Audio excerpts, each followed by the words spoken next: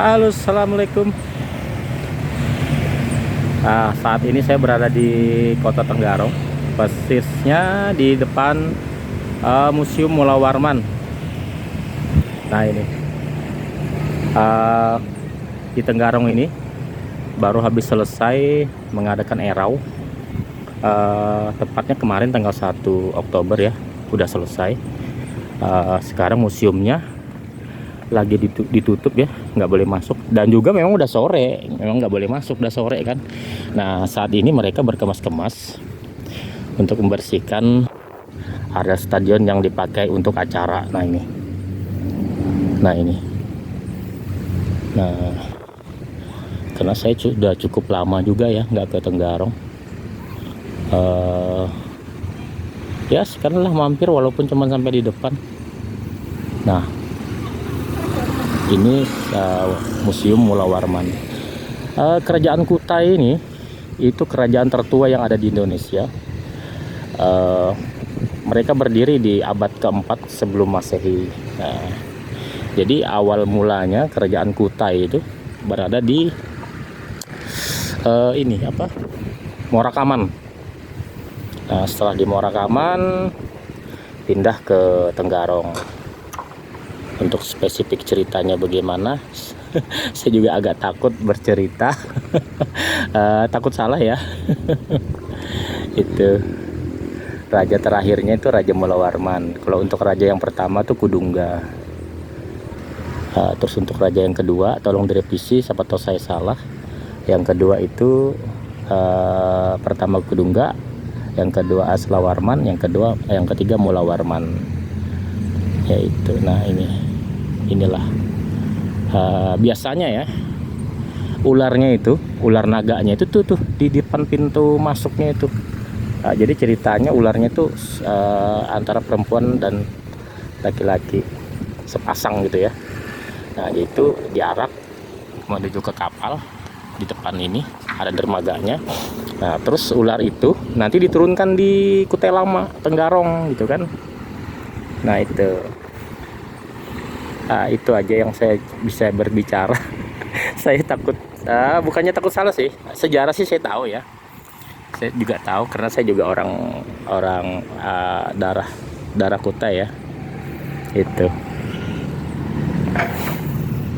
untuk cerita spesifiknya bagaimana dan perkembangannya bagaimana, saya sudah banyak tertinggal nih untuk daerah Tenggarong ini ya. Apalagi Tenggarong kan sekarang udah terbagi tuh. Kutai Barat udah mekar sendiri, terus Mahakam Hulu. Nah terus sekarang nih lagi gencar-gencarnya lagi untuk Kutai Pantai ya, daerah Muara Badak itu kan mau dimekarkan lagi. Tapi isunya kalau untuk masih itu, karena kalau Muara Badak dimekarkan sampai ke Sanga-Sanga ya Tenggarong apa hasilnya? tinggal batu bara yang walaupun sisa gitu ya. Itu karena APBD-nya Tenggarong cukup besar, sampai tahu cukup besar APBD-nya Tenggarong ini, hasil dari minyak gas dan buminya. Itu belum lagi kayunya sudah habis gitu ya. Nah, kayunya alih fungsi ya, lahan kayunya itu lahan HPH sekarang jadi IPK, perkebunan sawit gitu kan. Untuk di daerah Kutai Kartanegara sendiri itu untuk PKS, pengolahan yang bahan mentah masih dari TBS menuju ke CPO itu kurang lebih 48 PKS ya, kurang lebih gitu ya. Kurangnya berapa, lebihnya berapa nanti kasih tahu aja di kolom deskripsi. Itu cukup kaya kalau Kutai Kartanegara ini. Dia yang paling mendominasi itu gas dan minyak. Jadi gasnya itu diolahnya, hilirisasinya di Tenggarong, di daerah Balikpapan gitu ya. Itu, dan untuk di seperti Blok Mahakam, terus sampai di Muara Badak dan di Marangkayu itu kan masih daerah Kukar itu. Jadi Gunung Menangis itu ya. Gunung itu dibagi dua, sisi utaranya Kutai Timur, sisi timurnya Kutai Timur, sisi baratnya Kutai Kartanegara. Jadi terlampauin tuh Samarindanya. Coba kita lihat sisi pantainya yang biasa digunakan untuk menurunkan naga ya. Oke. Nah, jadi untuk naga itu diturunkan di sini nih. Di perahu ini. Nah, itu ada perahu naganya itu masih. Ada perahu naganya. Nah, itu diturunkan di sini. Dan dibawa ke Kutai Lama. Jadi dari Samarinda mau ke Kutai Lama, dari Tenggarong mau ke Kutai Lama itu ngelewatin Samarinda, terus ngelewatin di bawahnya Jembatan Mahakam, terus Jembatan Mahulu, Mahkota gitu kan, ada 3 jembatan. Itu. Nah, coba lihat, kelihatan nggak Stadion Aji Imbut yang ada di Tenggarong seberang. Nah, jadi yang di depan kita ini itu Pulau Kumala. Itu Pulau Kumala ya. Nah, itu. Pada saat pembukaan Pulau Kumala saya sih ada ke sana ya. Setelah pembukaan itu sampai sekarang saya nggak ada lagi ke sana tuh. Nah, jadi pada saat dulu itu kita mau ke Pulau Kumala tuh pakai kapal, pakai kapal ponton-ponton kecil gitulah, dari kayu, jadi nyebrang. Nah, jadi sekarang nggak ini lagi, nggak perlu lagi menggunakan kapal, mungkin karena ditakutkan terbalik atau apa ya, karena arusnya di sungai ini termasuk masih Sungai Mahakam ya, di Tenggarong ini cukup dalam dan deras sekali. Nah, ini Pulau Kumala ini mirip kayak kapal bentuknya gitu ya. Kalau kita dengar cerita, apakah dongeng atau gimana, ini ceritanya kapal dagang Cina yang karam di sini gitu kan. Makanya pada saat dulu pembuatan menurap dan segala macam pengolahan sarana rekreasi itu banyak diketemukan ya barang-barang Cina gitulah gitu kan. Apakah memang betul atau masih saya belum mendengarkan fakta realnya. Tapi dan juga anehnya, Pulau Kumala itu nggak pernah terlelap, tidak pernah terlelap. Dia sama seperti kayak perahu terapung dia itu, walaupun dari hulu Sungai Mahakam tuh banjir gitu ya. Itu Pulau Kumala begitu aja dia gitu loh. Nah, itu jembatan penghubungnya yang menuju ke Pulau Kumala itu yang warna merah. Itu penghubungnya menuju ke Pulau Kumala. Jadi kita naik di situ bayarnya kurang lebih 10.000 ya, nyebrang ke sana. Gitu. Cuman dari cerita teman-teman kurang terawat ya. Itulah kadang-kadang kalau nggak diswastakan tuh repot gitu loh. Kalau nggak diswastakan tuh repot.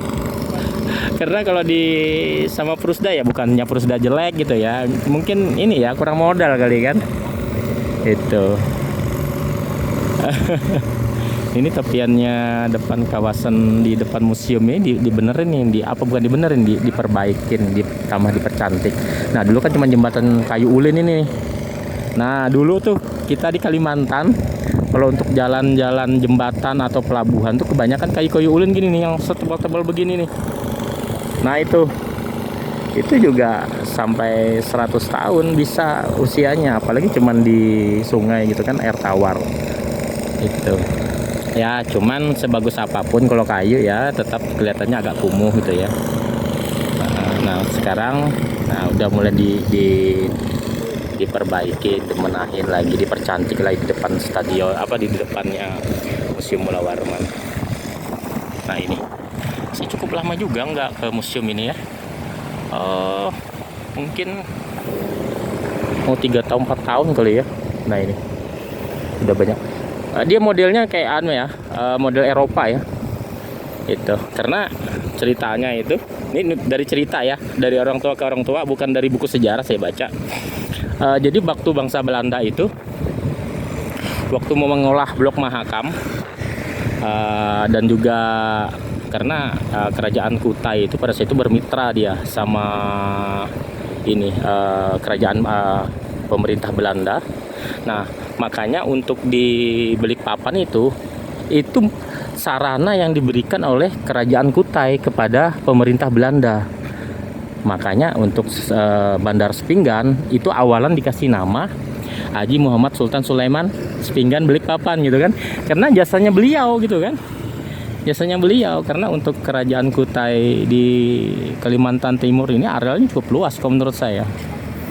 Itu setelah tahun 2010 banyak timbul gitu kan kesultanan-kesultanan yang apa ya, maaf sih saya berbicara, bukti-bukti prasastinya tuh nggak ada, hanya berdasarkan omongan gitu kan. Kalau kita mau berbicara sejarah itu sebenarnya harus ada prasasti, bukti kayak Kerajaan Kutai ini kan, untuk prasasti Muarakamannya tuh dia ada gitu kan. Kenapa kita tahu abad keempat sebelum Masehi? Karena dari prasasti itu sendiri yang berbicara gitu kan. Ini kebanyakan ada kesultanan sekarang bukan mendiskreditkan ya, artinya ya jangan bikin sejarah sendiri lah, merubah ini seolah-olah Kerajaan Kutai yang ada di Kalimantan Timur tenggelam, yang nyata-nyata ada museumnya gitu kan ya. Itu loh. Oke, kita bangunlah bersama kampung kita, nggak usah ngaku kamu pendatang, kamu asli, nggak usah, ayo kita bangun bersama gitu kan. Itu karena kita, apa sih gunanya kita ngaku asli sementara kita juga nggak bisa menghasilkan apa-apa, ya percuma kan. Apakah hanya mengandalkan namanya asli terus meminta-minta dengan cara memalak, kan nggak benar juga kalau menurut saya. Ayo kita bangun kampung kita gitu loh bersama, nggak usah ngatasnamakan asli kamu datang, nggak usah, ayo sama-sama. Yang datang kamu jangan bawa kebiasaan burukmu yang dari sana ke sini gitu loh, jangan. Dan juga orang sini jangan juga bawa kebiasaan yang jelekmu kepada orang lain yang datang gitu kan.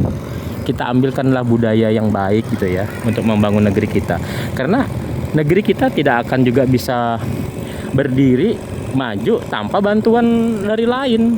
Buktinya aja sendiri dulu Kerajaan Kutai sebagai bukti ininya, Kerajaan Kutai memberikan lokasinya, bukan memberikan ya, bekerja sama dengan pemerintah Belanda untuk mengelola blok minyak yang ada di Kaltim. Nah, makanya Kerajaan Kutai dibuatkanlah apa namanya? Dulu kan bukan museum namanya ini. Dulu bukan museum namanya. Nah, makanya modelnya seperti model-model Eropa gitu kan. Nah, jadi zaman sekarang tuh kan tuh lagi gencar-gencarnya di medsos gitu kan. Jadi antik asing, antik ini gitu. Ya kita juga nggak bisa menutup kemungkinan ya, kita memerlukan dana mereka untuk membangun sebuah desa atau sebuah kota gitu ya. Nah, itu. Jadi ya kita dalam bermitra juga ngelihat menguntungkan kita nggak. Kalau kita nggak diuntungkan, ya buat apa juga gitu kan. Itu. Jadi kadang-kadang teman-teman di medsos itu yang ya kita berbagi informasi sana yang sekiranya mendidik dan informatif gitu. Kalau tidak mendidik dan informatif, ya udah kamu menyimak aja gitu kan. Itu nggak usah memberikan informasi palsu yang tanpa data gitu kan. Nah, inilah Museum Mula Warman di Tenggarong. Coba kita lihat di daerah lain ada apa yang ada di daerah lain. Oke. Sekarang saya berada di bawah samping jembatan penyeberangan orang ya, menuju ke Pulau Kumala. Nah ini. Nah, jadi jembatan penyeberangan orang ini bukan setiap hari ya. Nah, itu orang tuh ada di sana. Orang ada di sana. Nah, ini untuk penyeberangan orang. Terus untuk di sana itu jembatan Kartanegara yang dulu lokasi yang sama, jembatan Tenggarong yang dulu tempatnya yang runtuh, sekarang tuh udah dibangun lagi. Udah selesai, udah berapa tahun yang lalu lah selesainya ya. Nah, itu dibangun kembali. Kemarin itu cat dasarnya warna kuning, sekarang diganti lagi merah. Ya, nggak usah komentar ya. Oke, kita ambil sisi positifnya aja. Nah, jadi ini penyeberangan orang. Nah, dulu waktu kita mau ke Pulau Kumala sana, ini nyeberangnya lewat sini, jembatan ini. Ada jembatannya di sana itu. Nah, nyeberang ke Pulau Kumala. Nah, terus itu yang ada tiang tower warna putih, itu kayak semacam apa ya? apa namanya, wahananya itu sekarang tuh nggak berfungsi loh, nggak berfungsi, sayang sekali. Padahal kalau Pulau Kumala ini diaktifkan kembali seperti yang dulu pada saat pembukaan dulu, saya yakin untuk Sabtu dan Minggu itu jadi salah satu pilihan favorit. Karena untuk ininya, kereta gantungnya untuk penyeberangan, tapi dari arah Samarinda seberang ya, dari Tenggarong seberang, itu tempat naiknya itu sangat potensial sekali gitu loh. Nantilah ya saya tunjukkan di mana posisi ininya, tempat kita parkir untuk naik ke apa sih namanya ya, kereta gantung deh kalau kita bahasa saya ya gitu. Kalau salah ya tolonglah dikoreksi kembali gitu kan. Itu. Oh, di tengah-tengah jembatan itu ada pintu juga. Jadi jam segini ditutup tuh coba lihat. Dikunci. Nah, itu. Itulah kadang-kadang kita ini apa ya? Bisa membuat seperti orang juga, cuman itu nggak bisa ngerawat. Nah, ini juga sangat potensial sekali karena Pulau Kumala ini persis di tengah sungai. Karena di seberangnya sana ada sungai lagi gitu kan. Jadi jembatan Kartanegara itu persis di haluan Pulau Kumala ini gitu kan. Nantilah ya kita nanti di sana saya perlihatkan gitu kan. Anunya, mudah-mudahan kita bisa kendaraan stop di atas jembatan. Kelihatannya jembatannya ramai juga yang lewat, karena saya cukup lama ya baru Tenggarong, kaget juga ngeliat tadi kendaraan kok padat juga gitu kan. Cukup perkembangannya Tenggarong cukup ini sih ya, cukup maju ya. Nah, khususnya di bagian kotanya aja gitu kan. Kalau untuk di sebagian seputaran Aji Imbut, terus Loa Ipuh, kelihatannya masih begitu-begitu aja gitu kan. Tapi nggak lama lah gitu kan, pasti akan menyusul.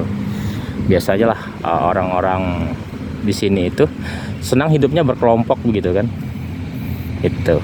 Nah, kita coba lihat di dekat jembatan Kartanegara di sana, apa yang bisa kita explore ya. Oke. Nah, sekarang saya berada di nggak jauh ya dari jembatan Kartanegara. Tepiannya ini dibuat kayak semacam jogging tracknya, jogging track sepanjang ya 300-400 meter lah ini kalau saya lihat ya. Nah, ini jadi selepas jogging track ini yang mungkin kawasannya begitu luas, yang nggak dekat dari jembatan penyeberangan orang, itu dibuat kayak semacam kafe, tempat-tempat nongkrong, tempat-tempat ya, tempat anak muda lah ya, mau yang tua pun boleh itu sebenarnya di sana. nah ini yang saya ceritakan tadi. Jadi dulu jembatan ini digelari dengan Golden Gate. Memang jembatan dulu itu desain nggak seperti ini gitu kan, desain nggak seperti ini. Dia betul-betul tergantung ya, menggunakan seperti kawat baja itu. Nah, itu jadi saya lupa juga kejadiannya tahun berapa, 2000 berapa itu cuman selisih 2 tahun itu langsung dibangun. Pada saat itu bupatinya masih Burita. Dibangun dalam 1 tahun 2 tahun selesai gitu kan. Dibangun sama Burita. Karena Sungai Mahakam ini ya, jembatan ini sangat jadi kebutuhan pokok untuk orang Tenggarong maupun orang Samarinda yang mau ke Tenggarong maupun yang mau ke Samarinda gitu kan. Karena kalau kita melewat jalan Lewajanan terus Jembayan itu jauh sekali. Karena kita kalau lewat dari Tenggarong seberang menuju ke Samarinda itu nggak butuh waktu 1 jam udah nyampe gitu kan. Apalagi lewat Loa Ipuh. Cuman di Loa Ipuh tadi ya, saya jalan lewat sana ya, dekat sih dari tempat tinggal saya. Itu ada berapa titik menurut saya rusak ya, dan juga sebagian sudah dibenerin. Saya lihat udah ada pengecoran baru. Itu jalannya, itu lebih dekat lagi gitu kan, Loipuh itu. Nah ini jembatan Kartanegara. Nah itu, nah ini Tanjung dari ini Pulau Kumala. Nah di persis di Tanjungnya ini, di situ ada miniatur dari Lembuswana. Nah sebenarnya cantik sekali, ya, cantik sekali. Nah ini kebetulan sore aja ya. Coba tadi agak siang sedikit, mungkin kita bisa nyebrang sana dan kita explore tuh, gitu kan, di Pulau Kumala gitu kan. Tapi di Tanjung tuh ada orang loh, saya lihat itu. Nah ini juga banyak nih di sungai ini materai seperti eceng gondok. Berarti di hulu sungai ini udah ini ya, banjir gitu kan, atau hujan. Nah itu, nah kan sangat cantik kalau menurut saya. Ini nikmat mana lagi yang kau dustakan? Nah itu, nah itu di seberang itu Tenggarong seberang, apa namanya, Pulau Apari ya nggak salah. Sorry lupa saya namanya. Bagi teman ada yang tahu, tolong ditulis di kolom deskripsi ya. Ya maklum sudah tua ini. Nah ini bentangan dari jembatan ini cukup jauh ini. Dia desainnya sama seperti jembatan Mahulu yang ada di Samarinda. Cuman saya belum pernah explore jembatan Mahulu ya, karena sangat sulit sekali menurut saya. Tempatnya itu nggak ada yang ini ya, nggak ada yang ideal menurut saya. Kalau siang kita kepanasan, agak sore ya kendaraan lalu lalang, karena di jembatan Mahulu itu alat berat yang keluar dan masuk ya lewat jembatan Mahulu itu. Jadi untuk trotoar pejalan kaki itu sangat sempit sekali. Dia nggak terpisah seperti jembatan Mahakam. Dia menyatu di badan jalan ya, dikasih trotoar 1 meter lah gitu kan. Jadi kita kurang nyaman gitu loh kan. Belum lagi kita berjalan sampai di 200 meter ke tengah-tengah jembatan gitu kan. Gitu. Jadi kurang aman kalau menurut saya. Dan kedua, saya juga nggak mau mengganggu aktivitas orang gitu kan, gitu. Nah ini Pulau Kumala ini cantik banget. Nanti kalau kita ada waktu ya, kita coba-coba explore apa aja sih yang ada di Pulau Kumala itu, apa.